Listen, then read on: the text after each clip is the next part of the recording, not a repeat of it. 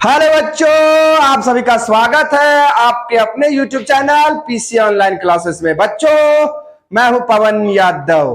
बच्चों, आज के इस क्लास में आपको बताने वाले हैं क्लास 12 मानव भूगोल चैप्टर नंबर 2, जिसका नाम है विश्व जनसंख्या वितरण घनत्व और वृद्धि। मेरे प्यारे बच्चों, आज के इस क्लास में आपको बताया जाएगा एकदम ऑफलाइन की तरह इस ऑनलाइन क्लास में। तो मेरे प्यारे बच्चों, चलिए हम लोग ज्यादा नहीं लेट करेंगे और क्लास शुरू करते हैं। मेरे प्यारे बच्चों, एकदम ऑफलाइन की तरह बताया जाएगा, आपको थोड़ा सा भी नहीं छोड़ा जाएगा। तो मेरे प्यारे बच्चों, सबसे पहले हम लोग जानते हैं क्लास 12 है ना, क्लास 12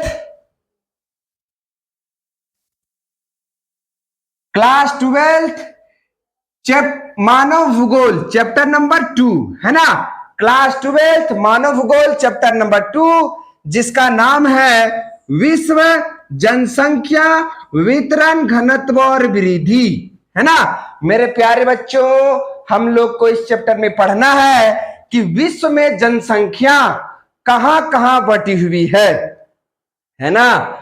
विश्व में जनसंख्या जो है वो कहां कहां बटी हुई है, जनसंख्या का घनत्व विश्व में कहां ज्यादा है, कहां कम है, कहां जनसंख्या वृद्धि हो रही है, कहां जनसंख्या कम हो रहा है, हम लोग इस चैप्टर में पढ़ने वाले हैं। बहुत ही शानदार, जानदार, जबरदस्त तरीके से एकदम मांझे स्टाइल में हम लोग क्लास को खत्म करेंगे।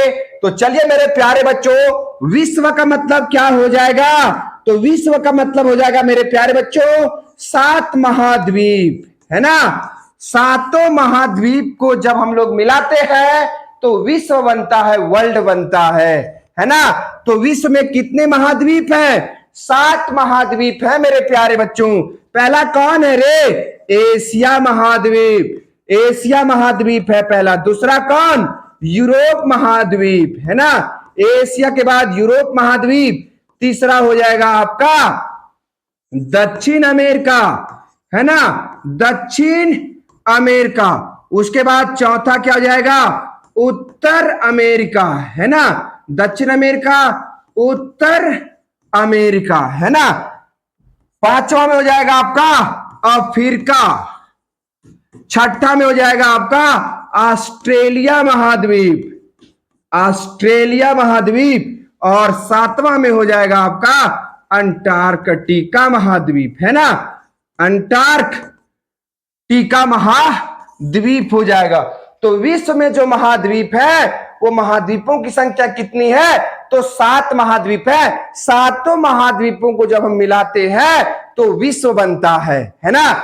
मेरे प्यारे बच्चों, विश्व में सातों महाद्वीपों में कहां जनसंख्या ज्यादा निवास करती है, कहां जनसंख्या घनत्व ज्यादा है, कहां जनसंख्या कम है, कहां जनसंख्या ज्यादा है, कहां जनसंख्या वृद्धि हो रही है, कहां जनसंख्या कम हो रही है, हम लोग इस चैप्टर में पढ़ने वाले हैं, विस्तृत रूप में पढ़ने वाले हैं। तो मेरे प्यारे बच्चों, 7 महाद्वीप है, एशिया, अफ्रीका, दक्षिण अमेरिका, उत्तर अमेरिका, ऑस्ट्रेलिया, अंटार्कटिका और यूरोप। इन सातों महाद्वीपों के मिलाने के बाद बनता है विश्व, है ना। तो ये समझ में आ गया कि विश्व में जनसंख्या वितरण घनत्व और वृद्धि, विश्व में कहां जनसंख्या ज्यादा है, कहां कम है, जनसंख्या कहां वृद्धि हो रही है, कहां कम हो रही है, कहां जनसंख्या का घनत्व ज्यादा है, कहां कम हो रहा है।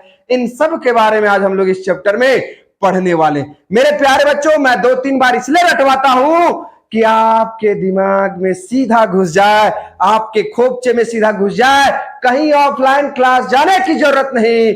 आपको बहुत ही शानदार, जानदार, जबरदस्त तरीके से पीसी ऑनलाइन क्लासेस के इस क्लास में ऑफलाइन की तरह दिया जाएगा। इसलिए मैं 2-3 बार आपको रटवाने का काम करता हूं।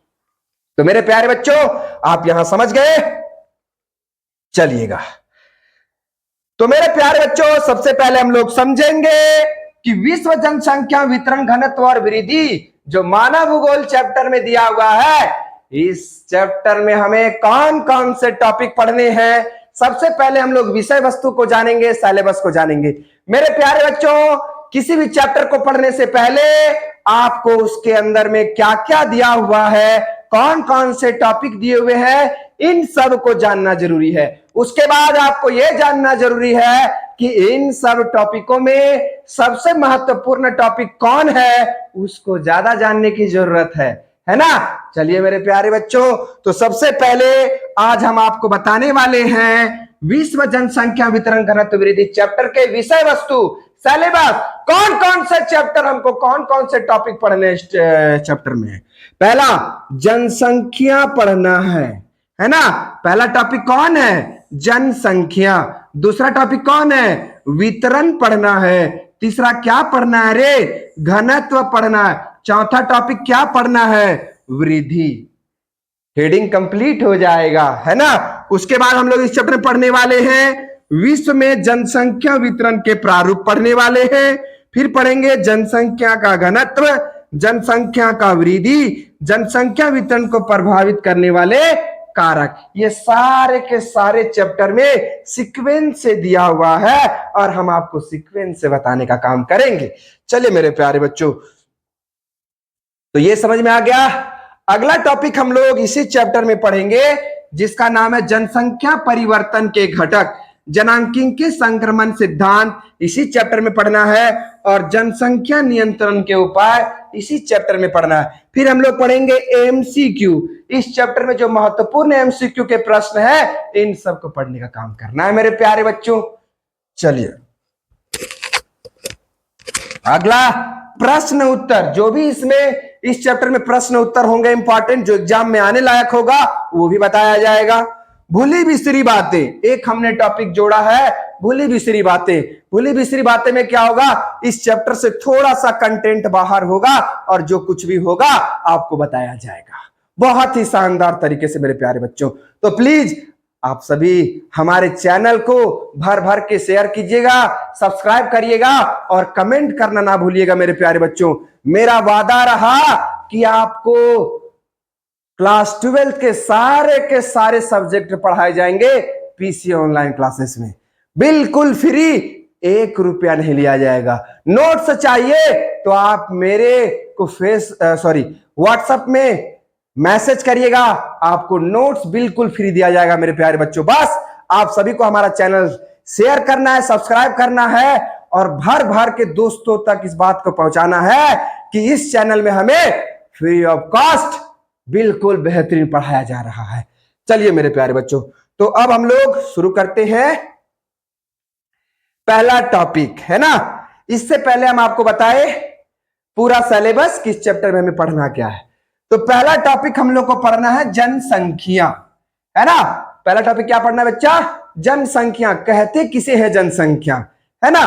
तो आसान से समझेंगे, एक निश्चित भूभाग जैसे गांव, है ना, शहर, जिला, राज्य, देश या महाद्वीप में निवास करने वाले लोगों की संख्या को क्या कहते हैं, जनसंख्या कहा जाता है। मेरे प्यारे बच्चों, गांव जो बसता है वो एक निश्चित जमीन में बसता है, एक निश्चित भूमि में बसती है ना। अब इस निश्चित भूमि में जो लोग रह रहे हैं, इन्हीं लोगों के संख्या को क्या बोलते हैं, जनसंख्या कहते हैं, है ना। तो एक निश्चित जमीन पर गांव बसता है, एक निश्चित जमीन पर शहर बसता है, जिला बसता है, राज्य बसता है, देश बसता है ना, महाद्वीप बसता है। अब इन निश्चित भूभाग में जो लोगों की संख्या है, उन्हीं लोगों की संख्या को जनसंख्या कहते हैं। मेरा गांव नॉन गांव है मेरे प्यारे बच्चों। अब मेरा गांव क्या है, एक निश्चित भूभाग में बसा हुआ है, एक निश्चित जमीन में बसा हुआ है, और यहां जो लोगों की संख्या है, इस नौनगांव गांव की जो जनसंख्या है, इन्हीं लोगों की संख्या को जनसंख्या कहा जाता है। मेरे प्यारे बच्चों, मेरा शहर चतरा है ना। तो मेरा शहर जो चतरा है, ये चतरा शहर जो है, ये चतरा जिला जो है, एक निश्चित भूभाग में बसा हुआ है, एक निश्चित जमीन में बसा हुआ है। अब चतरा जिले या शहर में जो लोगों की संख्या है, उन्हीं लोगों की संख्या को जनसंख्या कहा जाता है। मेरा राज्य झारखंड है, तो मेरा झारखंड राज्य भी एक निश्चित भूभाग में बसा हुआ है, एक निश्चित जमीन में बसा हुआ है, और झारखंड राज्य में जो लोगों की संख्या है, उन्हीं लोगों की संख्या को जनसंख्या कहते हैं। हमारा महाद्वीप कौन है? एशिया महाद्वीप। अब एशिया महाद्वीप एक निश्चित भूभाग में बसा हुआ है, एक निश्चित आकार में बसा हुआ है, एक निश्चित जमीन में बसा हुआ है।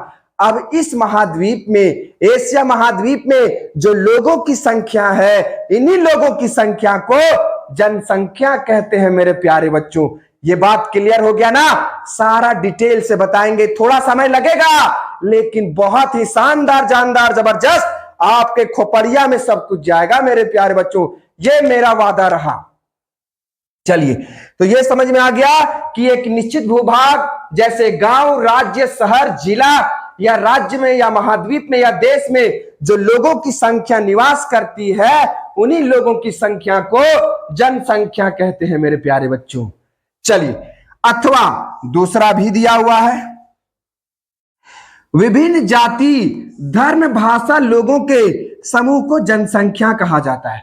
मेरे प्यारे बच्चों, एक दूसरा डिफिनेशन जनसंख्या का है कि विभिन्न जाति, विभिन्न धर्म, विभिन्न भाषा के लोगों के समूह को क्या बोलते हैं? जनसंख्या कहते हैं। विभिन्न जाति, विभिन्न धर्म, विभिन्न भाषा के लोगों के संख्या को क्या बोलते हैं? जनसंख्या कहा जाता है मेरे प्यारे बच्चों। तो जनसंख्या टॉपिक आपके खोपड़िया में जाना चाहिए, चाहे ये पकड़ के रखिए, चाहे ये, है ना? चलिए आगे बढ़ते हैं। अगला टॉपिक है आपका वितरण, है ना? अगला टॉपिक क्या है? वितरण। वितरण का शाब्दिक अर्थ बंटवारा होता है। मेरे प्यारे बच्चों, वितरण का शाब्दिक अर्थ क्या होता है? बंटवारा होता है। मान लीजिए मेरे प्यारे बच्चों कि 5 केजी चावल है और 5 भाइयों में बांटना है, तो सभी को कितना मिलेगा? 1 केजी मिलेगा, है ना? तो वितरण का मतलब क्या होता है? बंटवारा। चाहे वो जनसंख्या का बंटवारा हो, चाहे वो संसाधनों का बंटवारा हो, वितरण का शाब्दिक अर्थ होता है बंटवारा ही होता है। कोई दिक्कत नहीं है ना? चलिए, सभी राज्यों की जनसंख्या, किसी राज्य में जनसंख्या ज्यादा है तो किसी में कम है, तो सभी जनसंख्या को क्या किया? बांटा गया। सबसे ज्यादा भारत में अगर जनसंख्या सबसे अधिक है तो उत्तर प्रदेश में है। बात समझे कि नहीं? तो वितरण का शाब्दिक अर्थ क्या होता है मेरे प्यारे बच्चों? बंटवारा होता है ना? चाहे वो जनसंख्या का बंटवारा करे, चाहे आप संसाधनों का बंटवारा करें। चलिए, घनत्व को समझते हैं, है ना? किसी पदार्थ के एकांक आयतन में उपस्थित द्रव्यमान को उस पदार्थ का घनत्व कहा जाता है ना? किसी पदार्थ के एकांक आयतन में उपस्थित द्रव्यमान को क्या कहते हैं? पदार्थ को क्या कहते हैं? घनत्व कहते हैं। चलिए आगे बढ़ते हैं।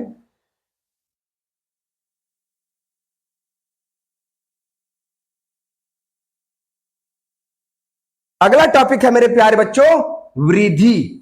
अगला टॉपिक क्या है? वृद्धि है, ग्रोथ, है ना? दो समय अंतराल में किसी भी संसाधन में परिवर्तन को क्या कहा जाता है? वृद्धि कहा जाता है ना? दो समय अंतराल में किसी भी संसाधन में परिवर्तन को क्या बोलते हैं? वृद्धि कहते हैं, है ना? जैसे मेरे प्यारे बच्चों, जैसे 1 कट्ठा जमीन है ना? ये 1 कट्ठा है ना?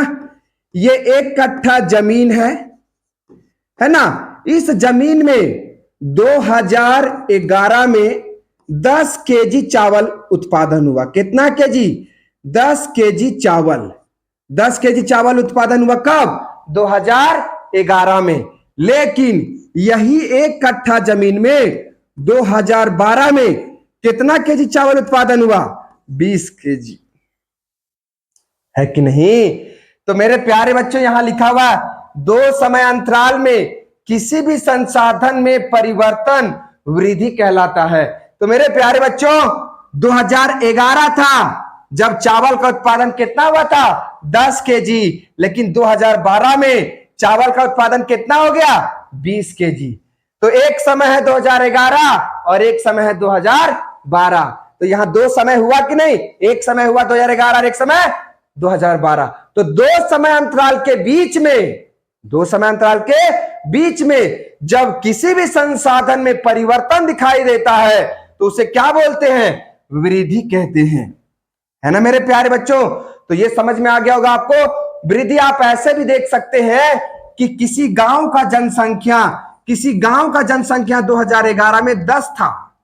किसी गांव का जनसंख्या 2011 में कितना है 10 है, लेकिन 2012 में यहां की जनसंख्या कितनी हो गई 20 हो गई।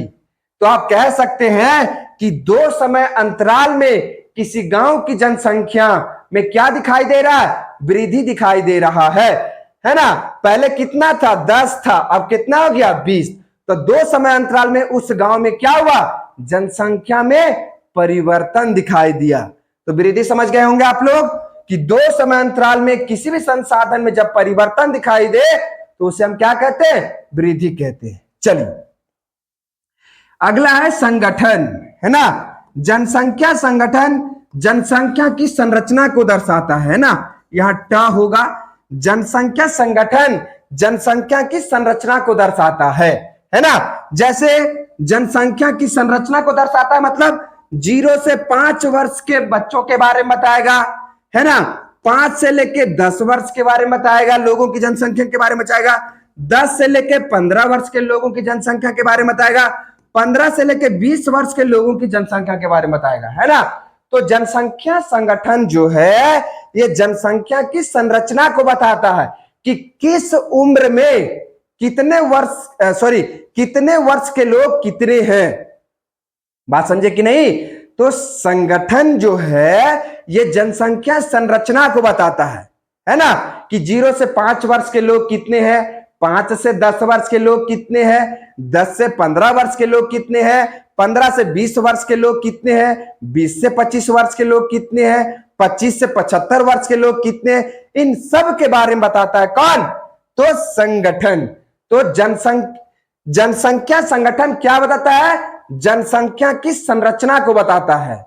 जनसंख्या की संरचना का मतलब होता है कि जनसंख्या जो है वो कितने उम्र का कितने कितने लोग हैं।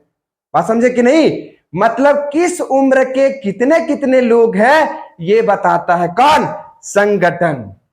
कोई दिक्कत नहीं है मेरे प्यारे बच्चों, ये समझ में आ गया होगा। हम थोड़ा रटवाते हैं जिसके कारण आपको थोड़ा समय जाएगा लेकिन आपके खोपड़ी में घुस जाएगा। तो संगठन क्या काम करता है, जनसंख्या की संरचना को बताता है कि किस उम्र में कितने वर्ष के लोग हैं, कितने हैं, इन सब के बारे में बताता है कौन, संगठन। चलिए आगे चलते हैं। अगला देखिए मेरे प्यारे बच्चों, अगला है विश्व में जनसंख्या वितरण के प्रारूप, है ना। मेरे प्यारे बच्चों विश्व में जनसंख्या कहां कहां बटी हुई है, विश्व में कहां जनसंख्या कम है, कहां जनसंख्या ज्यादा है ना। हम लोग जानेंगे विश्व में जनसंख्या वितरण के प्रारूप के टॉपिक के माध्यम से, है ना, कि कहां पर जनसंख्या ज्यादा है, कहां पर कम है, किस महाद्वीप में ज्यादा जनसंख्या निवास करती है, कहां कम निवास करती है। हम लोग इस टॉपिक में जानने का काम करेंगे, ठीक है ना। तो पहला पॉइंट पढ़ते हैं, जनसंख्या के वितरण और घनत्व के प्रारूप हमें किसी क्षेत्र की जनांकीय विशेषताओं को समझने में मदद करता है ना। मेरे प्यारे बच्चों पहला पॉइंट कहता है जनसंख्या के वितरण और घनत्व के प्रारूप हमें किसी क्षेत्र की जनांकीय विशेषताओं को समझने में मदद करता है। देखिएगा मेरे प्यारे बच्चों, विश्व में जनसंख्या वितरण का प्रारूप क्या बताता है कि किस क्षेत्र में जनसंख्या ज्यादा है, किस क्षेत्र में जनसंख्या कम है, किस क्षेत्र में जनसंख्या घनत्व ज्यादा है, किस क्षेत्र में जनसंख्या घनत्व कम है। इन सब के बारे में बताता है कौन, विश्व जनसंख्या वितरण का प्रारूप। तो पहला पॉइंट यही बोलता है कि जनसंख्या के वितरण घनत्व के प्रारूप हमें किसी क्षेत्र की जनांकीय विशेषताओं को समझने में मदद करता है। जनांकीय विशेषताओं का मतलब किस क्षेत्र में जनसंख्या कम है, किस क्षेत्र में ज्यादा है, किस क्षेत्र में जनसंख्या घनत्व कम है, किस क्षेत्र में जनसंख्या घनत्व ज्यादा है, इन सब के बारे में बताता है विश्व में जनसंख्या वितरण के प्रारूप। कोई दिक्कत नहीं है। तो विश्व के जनसंख्या वितरण का प्रारूप हमें किसी क्षेत्र की जनांकीय विशेषताओं को समझने में मदद करता है। जनांकीय का मतलब जनसंख्या की विशेषताओं को समझने में मदद करता है कि किस क्षेत्र में जनसंख्या ज्यादा है, किस क्षेत्र में जनसंख्या कम है, कहां किस क्षेत्र में ज्यादा जन्म दर हो रहा है, किस क्षेत्र में मृत्यु दर ज्यादा है, इन सब के बारे में हमको मदद करता है समझने में। कौन? विश्व में जनसंख्या वितरण का प्रारूप। चलिए अगला पॉइंट, जनसंख्या वितरण शब्द का अर्थ भूपृष्ठ, भूपृष्ठ का मतलब भूमि पर, भूपृष्ठ पर लोग किस प्रकार वितरित हैं इस बात का पता लगाया जाता है। विश्व में जनसंख्या वितरण का प्रारूप हमें इस बात की भी जानकारी देता है कि भूमि में लोग कहां कहां और कितने भागों में बटे हुए हैं, इन सब के बारे में भी जानकारी कौन देता है? विश्व में जनसंख्या वितरण का प्रारूप। तो कहता है जनसंख्या वितरण शब्द का अर्थ भूपृष्ठ पर लोग किस प्रकार वितरित हैं इस बात का भी पता लगाया जाता है। भूमि में कहां ज्यादा जनसंख्या है, कहां कम जनसंख्या है, कहां जन्म दर ज्यादा है, कहां मृत्यु दर ज्यादा है, कहां मृत्यु दर कम है, कहां जन्म दर कम है, इन सब के बारे में बताता है कौन? विश्व में जनसंख्या वितरण का प्रारूप। कि भूपृष्ठ में कहां लोग ज्यादा रह रहे हैं, कहां कम रह रहे हैं, कहां मृत्यु दर ज्यादा है, कहां मृत्यु दर कम है, इन सब के बारे में बताता है विश्व में जनसंख्या वितरण का प्रारूप। जैसे मेरे प्यारे बच्चों विश्व की जनसंख्या 90% लोग, विश्व की जनसंख्या का 90% लोग 10% स्थल भाग में निवास करते हैं, है ना। विश्व में जो 90% लोग हैं, विश्व में जो 90% लोग हैं, ये 90% लोग 10% की भूमि में रहते हैं, 10% स्थल भाग में रहते हैं। कितना परसेंट लोग? 90% लोग। तो विश्व के 10% भूमि पर, विश्व के 10% भूमि पर कितने लोग रहते हैं? 90% लोग रहते हैं मेरे प्यारे बच्चों, 90% लोग रहते हैं। अगला पॉइंट है विश्व की लगभग 60% जनसंख्या 10 देशों में निवास करती है, जिसमें 6 एशिया महाद्वीप के देश हैं। मेरे प्यारे बच्चों विश्व की लगभग 60% जनसंख्या, विश्व की लगभग 60% जनसंख्या विश्व के कितने देशों में निवास करती है? तो 10 देशों में निवास करती है, जिसमें 6 कहां के हैं? एशिया महाद्वीप के देश हैं। मेरे प्यारे बच्चों मैं एकदम बारीकी से बता रहा हूं, विश्व की लगभग 60% जनसंख्या, विश्व की लगभग 60% जनसंख्या विश्व के 10 देशों में निवास करती है। विश्व की 60% जनसंख्या विश्व के कितने देशों में निवास करती है? सिर्फ 10 देशों में, उसमें से 6 गो हमारे एशिया महाद्वीप में निवास करता है ना। तो चलिए विश्व में जनसंख्या वितरण के प्रारूप हमें क्या क्या बता रहा है, आप लोग बारीकी से समझ पा रहे होंगे। चलिए आगे बढ़ते हैं।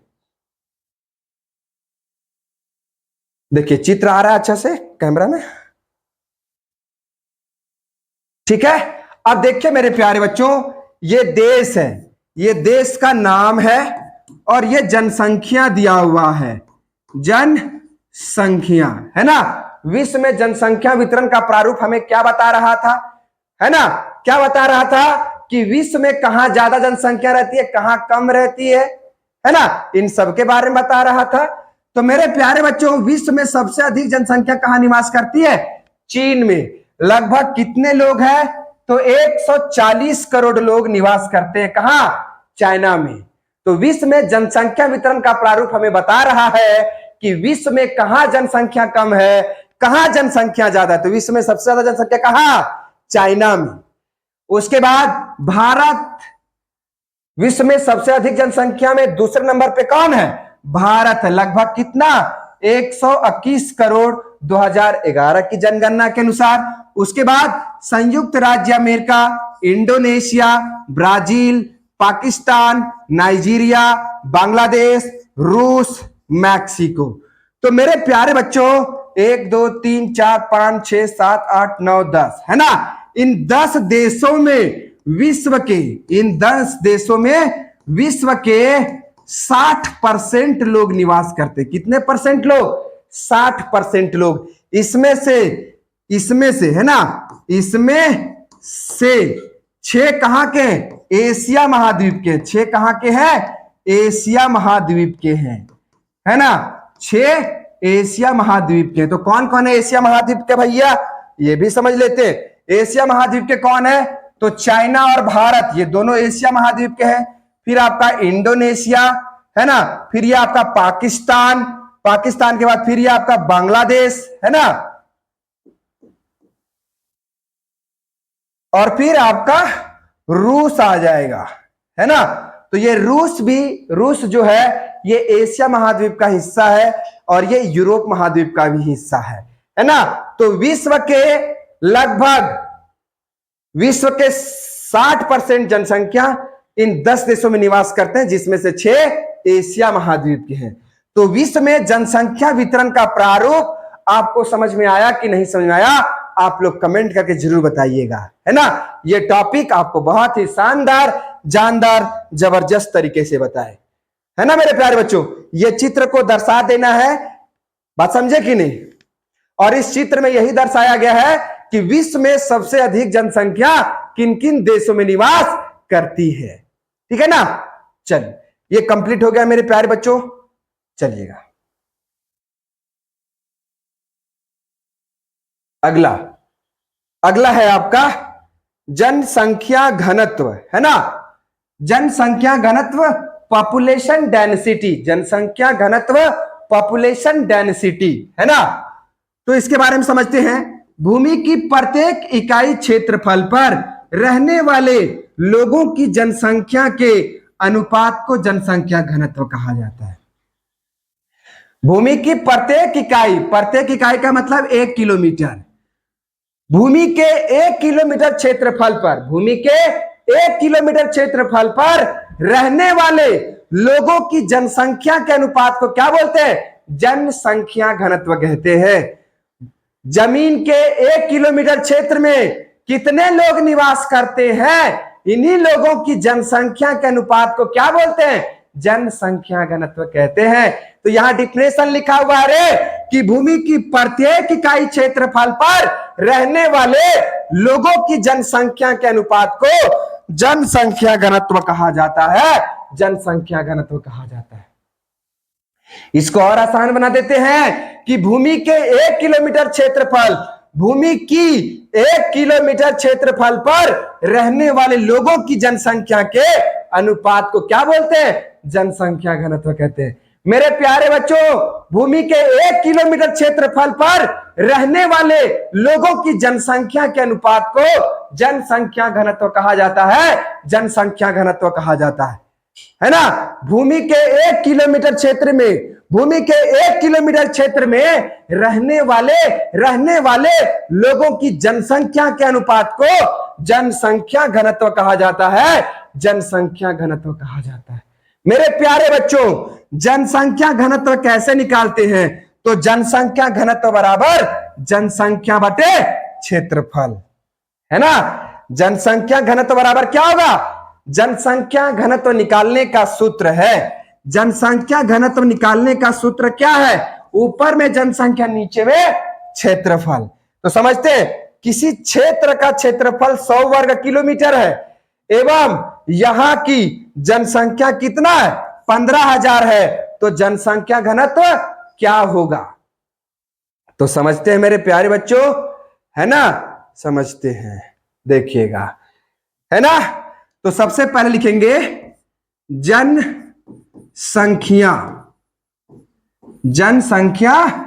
घनत्व बराबर क्या होता है बेटा? जनसंख्या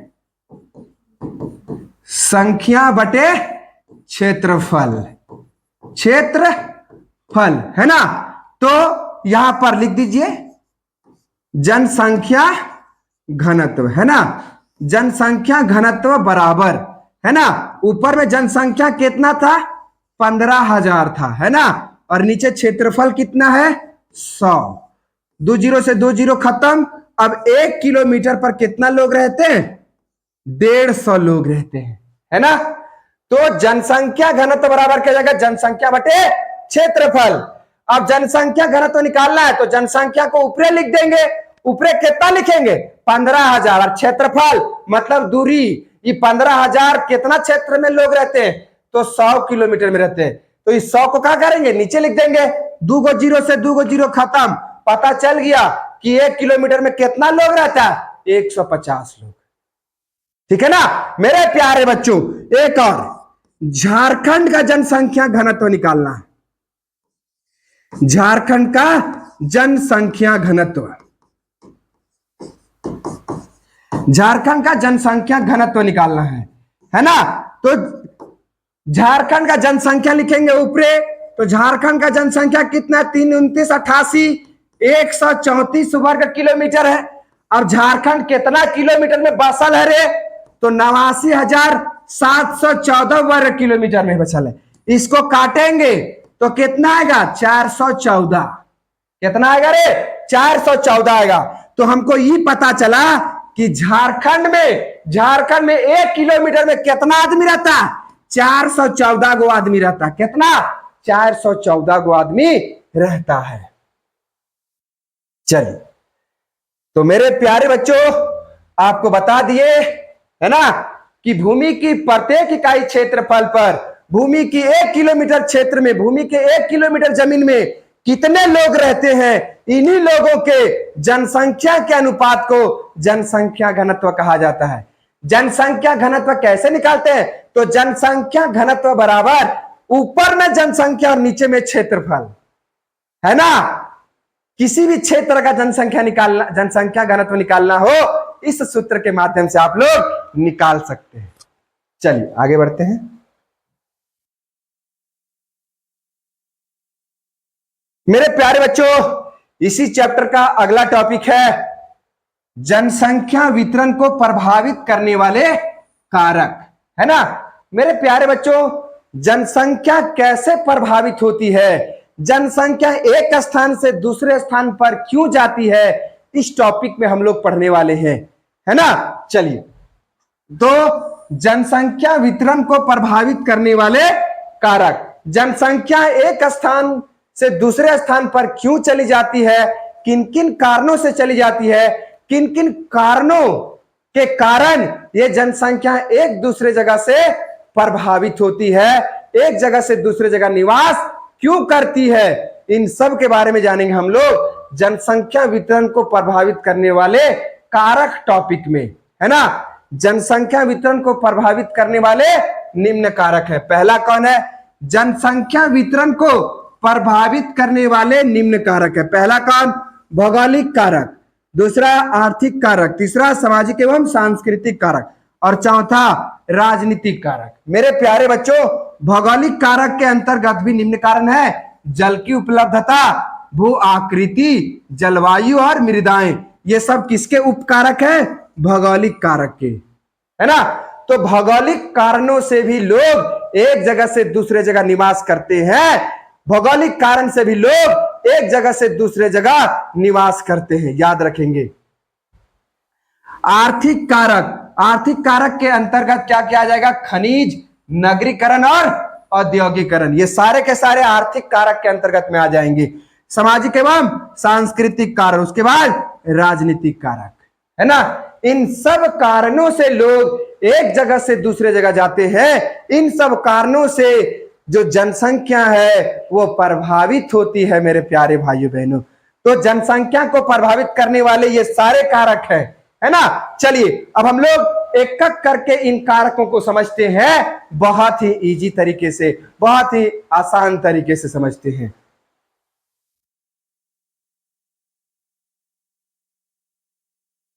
चलिएगा, तो जनसंख्या वितरण को प्रभावित करने वाले कारक में सबसे पहला कौन है? भौगोलिक कारक, ज्योग्राफिकल कंडीशन, है ना। जनसंख्या वितरण को प्रभावित करने वाले कारकों में सबसे महत्वपूर्ण कारक है भौगोलिक कारक। सबसे कौन है? भौगोलिक कारक। तो जनसंख्या वितरण के भौगोलिक कारक के अंतर्गत निम्न कारक आते हैं। जनसंख्या वितरण के भौगोलिक कारक के अंतर्गत कौन कौन से कारक आते हैं? निम्न कारक आते हैं। पहला कौन? जल की उपलब्धता के कारण लोग एक जगह से दूसरे जगह निवास करते हैं। भू आकृति, मतलब जहां की जमीन अच्छी होगी लोग वहां रहना पसंद करेंगे, जहां की जमीन अच्छी नहीं होगी लोग वहां रहना नहीं पसंद करेंगे। तो भू आकृति, जलवायु और मृदाएं। जलवायु का मतलब अब जहां ज्यादा ठंडा होगा मेरे प्यारे बच्चों, क्या वहां लोग रहना पसंद करेंगे? जहां ज्यादा गर्मी होगी लोग वहां रहना पसंद करेंगे? नहीं ना रहना पसंद करेंगे। जहां पर अनुकूल जलवायु होगा, जहां ना ज्यादा ठंडा होगा ना जहां ज्यादा गर्मी होगा, मीडियम में होगा, लोग वहां रहना पसंद करेंगे। वैसी जलवायु में लोग रहना पसंद करेंगे। मृदाएं, जहां की मृदा अच्छी हो, जहां की मृदा उपजाऊ हो, जहां की मिट्टी कृषि युक्त हो, जहां की मिट्टी उपजाऊ हो, वहां लोग रहना पसंद करेंगे। जहां की मिट्टी अच्छी नहीं होगी लोग वहां रहना नहीं पसंद करेंगे। तो इन सब कारणों से जो है वो जनसंख्या प्रभावित होती है। जनसंख्या एक जगह से दूसरे जगह निवास करती है, जनसंख्या एक जगह से दूसरे जगह पलायन करती है मेरे प्यारे बच्चों। चलिएगा आगे बढ़ते हैं। तो जनसंख्या वितरण को भौगोलिक कारक के अंतर्गत निम्न कारक है। ये सारे कारक किसके अंतर्गत आएंगे? भौगोलिक कारक के अंतर्गत आएंगे। चलिएगा अब हम लोग एक एक करके समझते हैं। जल की उपलब्धता भौगोलिक कारक के अंतर्गत में क्या आएगा? जल की उपलब्धता। तो जल जीवन का सर्वाधिक महत्वपूर्ण कारक है। अतः लोग उन क्षेत्रों में बसने की प्राथमिकता देते हैं जहां जल आसानी से उपलब्ध होता है। दूसरा पॉइंट कहता है जल का उपयोग पानी पीने, सिंचाई, पशु इत्यादि के उपयोग में आसानी से उपलब्ध होता है। लोग उन स्थानों में रहने की वरीयता देते हैं। मेरे प्यारे बच्चों, जनसंख्या क्यों प्रभावित हो रही है? तो मेरे प्यारे बच्चों, जनसंख्या को प्रभावित होने का मुख्य कारण है कि जहां पर जल उपलब्ध होगा वहां पे लोग रहना पसंद करेंगे। क्योंकि जहां पर जल उपलब्ध होगा लोग वहां कृषि करेंगे, पशुपालन करेंगे, पीने योग्य पानी का उपयोग करेंगे, उद्योग लगाएंगे, फैक्ट्री लगाएंगे। इन सब कारणों से लोग जहां पर जल उपलब्ध होता है वहां रहना पसंद करते हैं। तो ये बात समझ में आया? भौगोलिक कारक के अंतर्गत में कौन है? जल की उपलब्धता। तो जहां जल उपलब्ध होगा वहां लोग रहना पसंद करते हैं। क्यों रहना पसंद करते हैं? क्योंकि जहां पर जल होगा लोग वहां कृषि करेंगे, उद्योग करेंगे, पशुपालन करेंगे, अन्य कार्य करेंगे। इसलिए लोग वहां रहना पसंद करते हैं जहां जल उपलब्ध होता है। चलिए ये टॉपिक कंप्लीट है। भू आकृति भौगोलिक कारक के अंतर्गत में दूसरा कौन आ जाएगा? भू आकृति। तो यहां पे दिखा हुआ मेरे प्यारे बच्चों, लोग समतल मैदानों और मंद ढालों पर बसने की वरीयता देते हैं। इसका कारण यह है कि ऐसे क्षेत्र फसलों को उत्पादन, सड़क निर्माण और उद्योग के लिए अनुकूल होता है। मेरे प्यारे बच्चों, जनसंख्या को प्रभावित करने में अहम भूमिका निभाती है भू आकृति। जहां की भूमि अच्छी होगी, जहां की भूमि समतल होगी, जहां की भूमि ढलान होगी, जहां की भूमि कृषि युक्त होगी, है ना, जहां की भूमि में सड़क अच्छा से बनाया जा सकता है, जहां की भूमि में उद्योग बेहतरीन तरीके से लगाए जा सकते हैं, लोग वहां रहना पसंद करते हैं। जहां की भूमि अच्छी नहीं होगी, जहां की भूमि उपजाऊ नहीं होगी, जहां की भूमि में सड़क का निर्माण नहीं किया जा सकता है, जहां की भूमि में उद्योग नहीं लगाया जा सकता है, ऐसे भूमि में लोग, ऐसे भू आकृति में लोग रहना पसंद नहीं करते हैं। तो जहां की भूमि अच्छी होगी, जहां की भूमि कृषि योग्य होगी, जहां की भूमि में सड़कें बना सकते हैं, जहां की भूमि में हम लोग उद्योग लगा सकते हैं, वहां हम लोग रहना पसंद करेंगे। वैसी भूमि में या वैसी भू आकृति के भूमि में रहना पसंद नहीं करेंगे जहां की भूमि अच्छी नहीं है, जहां की भूमि समतल नहीं है, जहां पर जलवायु बेहतर नहीं है, जहां पर जल उपलब्ध नहीं है, जहां पर सड़क का निर्माण नहीं कर सकते, जहां उद्योग नहीं लगा सकते, ऐसे स्थानों में हम लोग नहीं रहेंगे, है ना। तो जनसंख्या वितरण को प्रभावित करने में अहम भूमिका कौन है? भू आकृति। जहां की भूमि अच्छी होगी लोग वहां रहना पसंद करेंगे, है ना। जहां की भूमि में कृषि किया जा सकता है, जहां की भूमि में उद्योग लगाया जा सकता है, जहां की भूमि में पशुपालन किया जा सकता है, जहां की भूमि में सड़क का निर्माण किया जा सकता है, ऐसे भूमि में हम लोग रहना पसंद करते हैं मेरे प्यारे बच्चों। चलिए आगे बढ़ते हैं। अरे तोड़ देंगे रे, सब कुछ तोड़ देंगे रे, कसम घुंघरू की झंकार की, बहुत ही शानदार तरीके से आपको बताएंगे। चलिएगा अगला है जलवायु। अगला क्या है आपका? जलवायु। अगला क्या है आपका? जलवायु, है ना? जलवायु। तो मेरे प्यारे बच्चों, भौगोलिक कारक के अंतर्गत में आता है जलवायु, है ना? तो जलवायु के कारण भी जनसंख्या एक स्थान से दूसरे स्थान पर निवास करती है, ठीक है?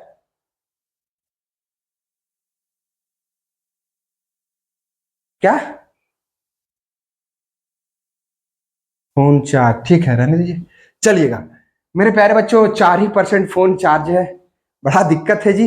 लगता है मेरे समझाने से वो बैटरी डाउन हो जा रही, कोई बात नहीं। तो समझते हैं, जनसंख्या को प्रभावित करने में जलवायु भी अहम भूमिका निभाता है। जैसे लोग ना ज्यादा गर्म ना ज्यादा ठंड में रहना पसंद करते हैं, बल्कि अनुकूल जलवायु में रहना पसंद करते हैं। मेरे प्यारे बच्चों, लोग वहां रहना पसंद करते हैं जहां की जलवायु अच्छी हो, ना ज्यादा ठंड होगा ना ज्यादा गर्मी होगी, लोग वहां रहना पसंद करते हैं। क्या मेरे प्यारे बच्चों, जहां ज्यादा ठंड होगा वहां लोग रहेंगे क्या? जहां ज्यादा गर्मी होगी लोग वहां रहेंगे क्या? वैसे स्थानों में रहेंगे, ना ज्यादा गर्मी ना ज्यादा ठंडा, अनुकूल होना चाहिए, वैसी जलवायु में लोग रहते हैं। तो जनसंख्या को प्रभावित करने में जलवायु भी अहम भूमिका निभाता है। लोग वहां रहना पसंद करते हैं जहां की जलवायु अच्छी है, ना ज्यादा ठंडा ना ज्यादा गर्मी, अनुकूल जलवायु में लोग रहना पसंद करते हैं। चलिए मेरे प्यारे बच्चों, अगला पॉइंट है भौगोलिक कारक के अंतर्गत में मृदाएं, है ना? जनसंख्या को प्रभावित करने में मृदा भी महत्वपूर्ण भूमिका निभाता है। लोग उपजाऊ मृदाएं, कृषि युक्त दोमट मिट्टी वाले स्थानों में रहना पसंद करते हैं। क्या मेरे प्यारे बच्चों, भौगोलिक कारक के अंतर्गत में कौन है? मृदा। और कहता है कि जनसंख्या वितरण को प्रभावित करने में मृदा भी अहम भूमिका निभाता है। जहां की मिट्टी उपजाऊ होगी, जहां की मिट्टी कृषि युक्त होगी, वहां लोग रहना पसंद करते हैं। लोग उन स्थानों में रहना पसंद करते हैं जहां की मिट्टी अच्छी नहीं है। चलिए आगे बढ़ते हैं। अब देखिए मेरे प्यारे बच्चों, जनसंख्या वितरण को प्रभावित करने वाले आर्थिक कारक, इकोनॉमिक्स कंडीशन, है ना? जनसंख्या वितरण को प्रभावित करने वाले कौन से कारक हैं? आर्थिक कारक, है ना? समझते हैं, जनसंख्या वितरण को प्रभावित करने वाले कारकों में आर्थिक कारक भी अहम भूमिका निभाता है, जिसका निम्न कारक है, जिसके निम्न कारक है। पहला कौन? खनिज, नगरीकरण, औद्योगिकरण। मेरे प्यारे बच्चों, अब इन सब को हम लोग एक करके समझेंगे। जनसंख्या वितरण को प्रभावित करने में आर्थिक कारक भी अहम भूमिका निभाता है। इसके अंतर्गत निम्न कारक है खनिज, नगरीकरण और औद्योगिकरण। चलिए आगे बढ़ते हैं। चलिए मेरे प्यारे बच्चों, आर्थिक कारक के अंतर्गत में क्या आ जाएगा? खनिज। अब समझते हैं, खनिज निक्षेपण से युक्त क्षेत्र उद्योग को आकृष्ट करते हैं, अतः लोग इन क्षेत्रों में आय रोजगार के लिए निवास करते हैं। मेरे प्यारे बच्चों, जहां पर खनिज संसाधन उपलब्ध होता है, जैसे कोयला, पेट्रोलियम, जहां पर ये सारे संसाधन मौजूद होते हैं, लोग इन स्थानों में रहना पसंद करते हैं। लोग यहां पर पैसा कमाने के लिए जाते हैं, इन क्षेत्रों में लोग रोजगार पाने के लिए जाते हैं इन क्षेत्रों में। तो जहां पर खनिज संसाधन उपलब्ध होता है, वहां लोग आय कमाने के लिए जाते हैं, पैसा कमाने के लिए जाते हैं और रोजगार पाने के लिए जाते हैं। तो जनसंख्या वितरण को प्रभावित करने वाले कारकों में आर्थिक कारक के अंतर्गत में, अन्य कारक के अंतर्गत में क्या जाएगा? खनिज। जहां पर खनिज संसाधन उपलब्ध होता है, लोग वहां रहना पसंद करते हैं, है ना? इसलिए वहां रहना पसंद करते हैं क्योंकि लोगों को यहां से अच्छी रोजगार मिल जाएगी, अच्छा आय मिल जाएगा, जिसके कारण लोग खनिज संसाधनों वाले क्षेत्रों में रहना पसंद करते हैं। चलिए आगे, नगरीकरण आर्थिक कारक के अंतर्गत में क्या हो जाएगा? नगरीकरण मतलब शहर।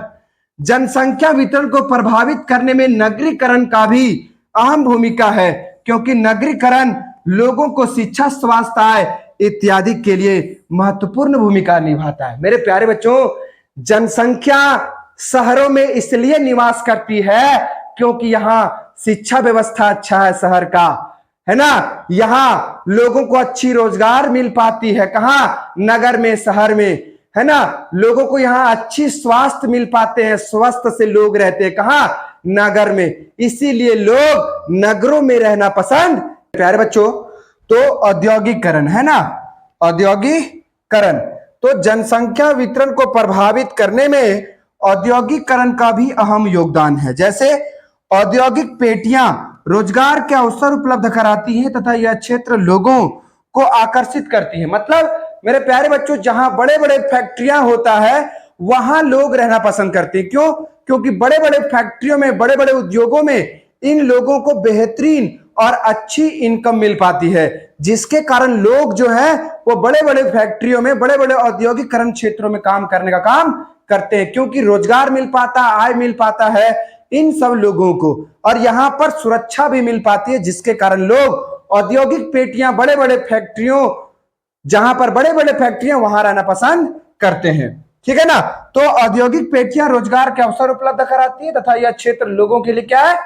बहुत ही बेहतर है, आकर्षित करता है। चलिएगा, अगला है आपका, जनसंख्या वितरण को प्रभावित करने में सामाजिक एवं सांस्कृतिक कारक भी अहम भूमिका निभाता है। जैसे जनसंख्या वितरण को प्रभावित करने में सामाजिक एवं सांस्कृतिक कारक का भी महत्वपूर्ण भूमिका निभाता है। जैसे धार्मिक एवं सांस्कृतिक महत्व के क्षेत्र में लोग रहना पसंद करते हैं, अतः लोग उन क्षेत्रों को छोड़कर चले जाते हैं जहां सामाजिक, आर्थिक, राजनीतिक स्थिति अच्छी नहीं होती है। मतलब मेरे प्यारे बच्चों, जनसंख्या वितरण को प्रभावित करने में सामाजिक एवं सांस्कृतिक कारक भी अहम भूमिका निभाता है ना। जैसे मेरे प्यारे बच्चों, जहां का समाज, जहां सभी लोग मिलजुल कर रहते हैं, लोग वहां रहना पसंद करते हैं। क्यों? क्योंकि वहां पर शांति है, लोग अच्छे ढंग से रह रहे हैं, सभी से बातें कर रहे हैं, तो लोग उन स्थानों में रहना पसंद करते हैं। सांस्कृतिक केंद्र, सांस्कृतिक केंद्र का मतलब होता है मेरे प्यारे बच्चों, जहां बड़े बड़े धार्मिक स्थल हैं, लोग वहां रहना पसंद करते हैं। क्यों? क्योंकि लोग वहां अपना घर बसेरा इसलिए बसाते हैं क्योंकि लोगों को वहां रोजगार मिल पाता है। क्यों? जैसे आप देख रहे होंगे बाबा धाम, है ना, तो बाबा धाम मंदिर के किनारे देखेंगे हजारों लाख जो है वो दुकानें लगी हुई। क्यों?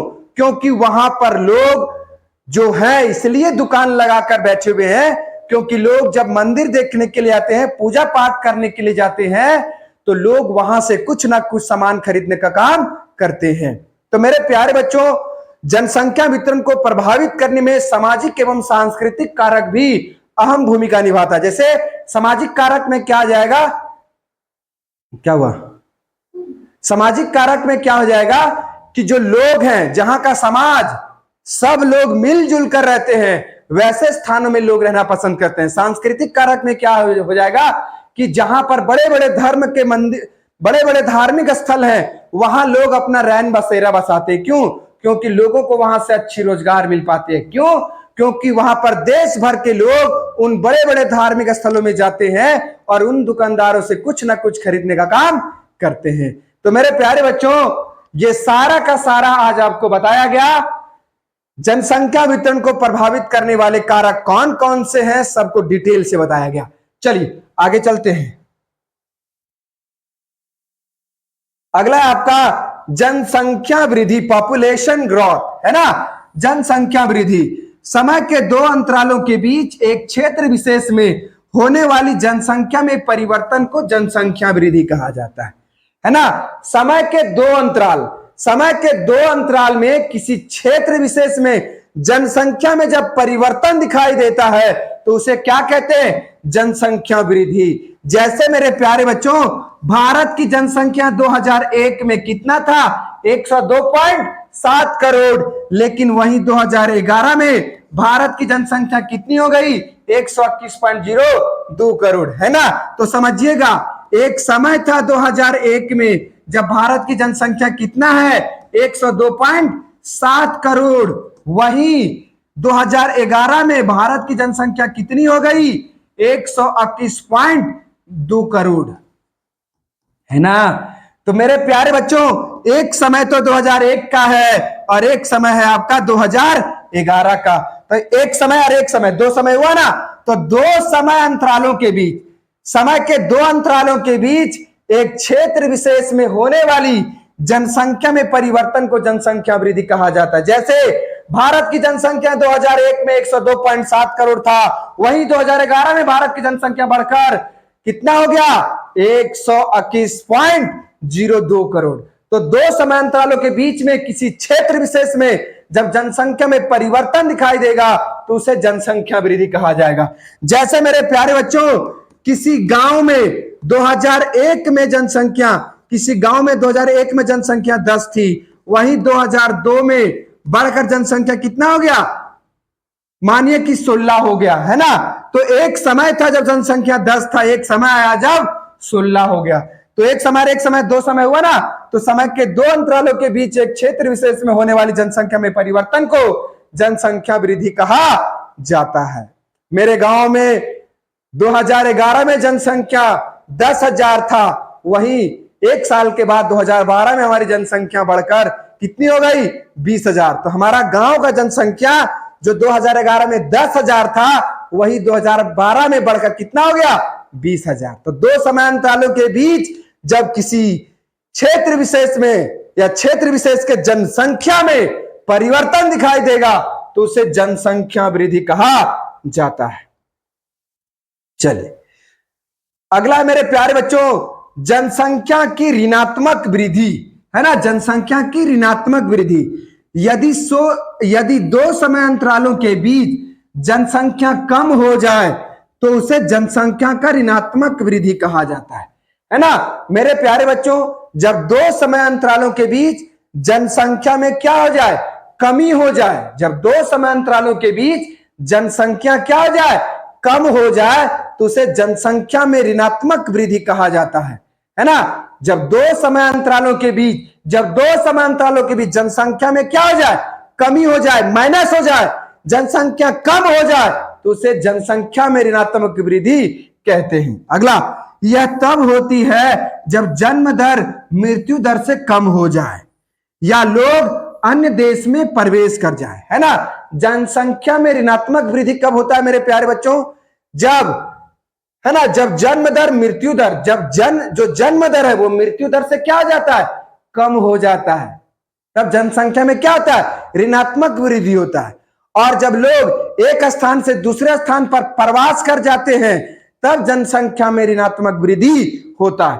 तो सीधा सा बात है कि यह तब होती है जब जन्म दर मृत्यु दर से क्या हो जाए? कम हो जाए। जब जन्म दर मृत्यु दर से क्या हो जाए?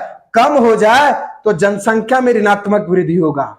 जनसंख्या में ऋणात्मक वृद्धि तब भी होती है जब लोग अन्य देशों में क्या करते हैं? प्रवास कर जाते हैं, चले जाते हैं, जिसके कारण जनसंख्या में ऋणात्मक वृद्धि होती है। चलिए, तो मेरे प्यारे बच्चों, ये पूरा का पूरा आपका ये क्लास रहा, है ना।